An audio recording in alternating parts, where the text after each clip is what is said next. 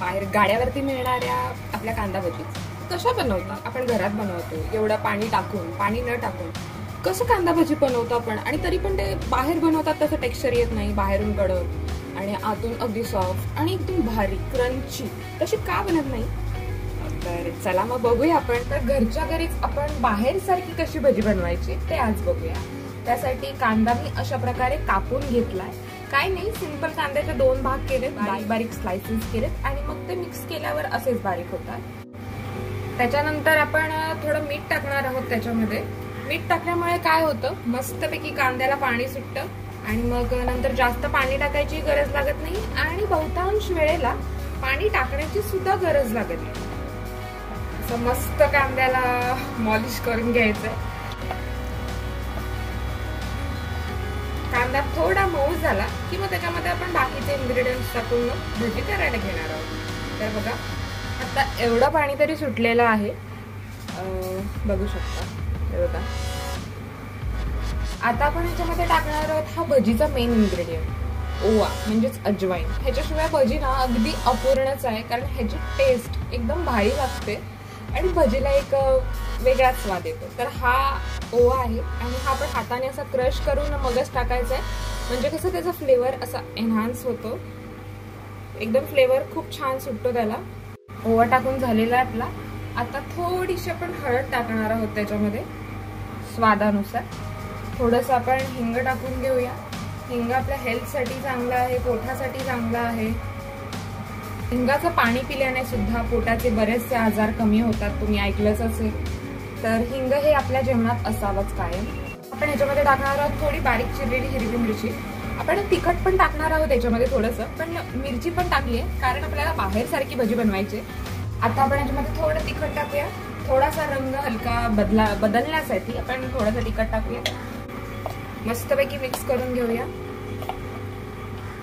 मस्त मुरायला पाहिजे मिठाचं जे कांद्याचं पाणी झालेलं आहे ते, तिखट, हळद आणि आपण जेवढे मसाले टाकले ते मस्तपैकी ह्याच्यात मिक्स झाले. तर आता आपण ह्याच्यामध्ये टाकणार आहोत तांदळाचं पीठ, जेणेकरून काय होतं त्याने आपल्या भजीला थोडा क्रिस्पी पण आहे. जास्त नाही टाकायचंय, थोडं टाकायचंय. तांदळाचं पीठ, तांदळाच्या पिठाचा मेन रोल म्हणजे मी आता तुम्हाला बोलल्याप्रमाणे क्रिस्पीनेस साठी, बाहेरनं कडक आणि आतनं मऊ करण्यासाठी तांदळाच्या पिठाचा मेन रोल आहे. आता आपण घालणार आहोत एक मेन इन्ग्रेडियंट, तो म्हणजे आपलं बेसन.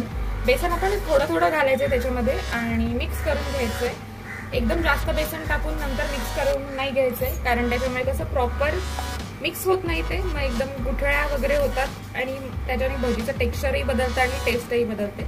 त्याच्यामुळे पूर्ण मिक्स करायचं आणि मग हळूहळू बेसन त्याच्यामध्ये ऍड करायचं.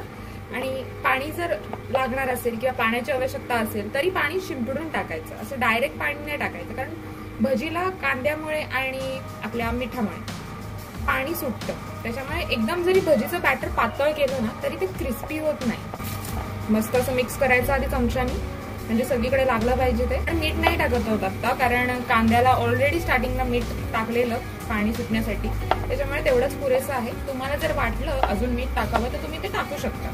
अगदी पाणी असं शिंपडून फक्त थोडं थोडं असं पाणी टाकायचं आपल्याला, जेणेकरून मस्त ती भजी आपली कुरकुरीत होईल, अगदी बाहेर सारखी. त्याच्यामुळे बघा पाण्याचं प्रमाणही कमी वापरलेलं आहे आणि कशी भजी मळत आहे ते बघा.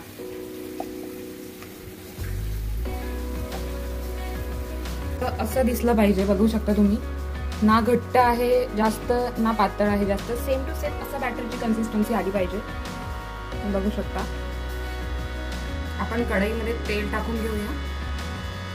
भजी तळण्यासाठी तेल आपण गरम करून घ्यायचं. भजी टाकताना कायम ती हाय फ्लेमवर करूनच टाकायची आणि भजी टाकून झाल्यानंतर ते मीडियम गॅसवर आणि मीडियम टू स्लो, एकदम पण स्लो नाही पण हाय टू मीडियम ह्या रेंजमध्ये, आणि नंतरच्या एकदम लास्ट स्टेजला जेव्हा ती गोल्डन ब्राऊन कलरची व्हायला लागते तेव्हा एकदम स्लो गॅसवर ती आपण तळून घ्यायची.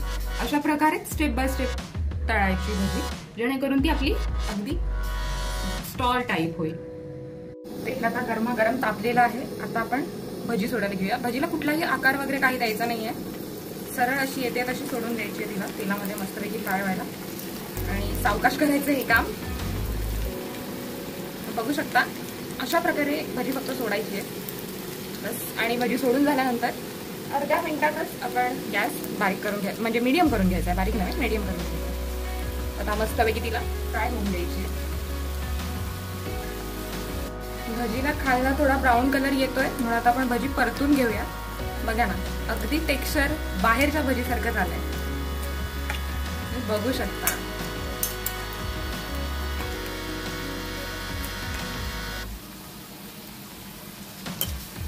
मस्तपैकी कुरकुरीत भजी अगदी तयार होतीये. आता थोडं स्लो गॅसवर आपण तिला शिजवून घेऊया. ती तयार झालेली आहे. आता ती आपण प्लेटमध्ये मस्तपैकी काढून घेऊया. फायनली तुम्ही बघू शकता आपली भजी रेडी झाली. भजीचा क्रिस्पीपणा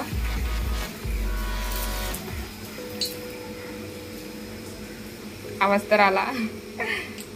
छान झालेली आहे आपली भजी. तुम्ही पण अशीच नक्की करून पहा.